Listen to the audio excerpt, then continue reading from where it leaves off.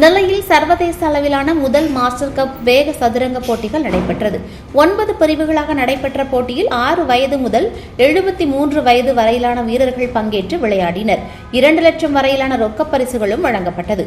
நெல்லை master chess club சார்பில் முதலாவது master club சர்வதேச வேக சதுரங்க போட்டிகள் பாளையங்கோட்டையில் உள்ள தனியார் கல்லூரியில் நடைபெற்றது.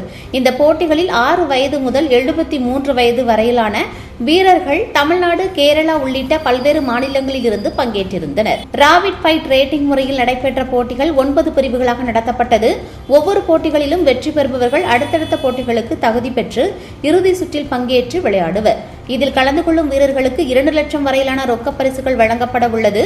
6 வயது முதல் 16 வயது வரையிலான பிரிவுகளில் வெற்றி பெறும் வீரர் வீராங்கனைகளுக்கு கோப்பைகளும், மற்ற பிரிவுகளில் விளையாடும் வீரர்களுக்கு ரொக்கத் தொகை பரிசுகளும் வழங்கப்படும் என சம்மேளனம் அறிவித்துள்ளது.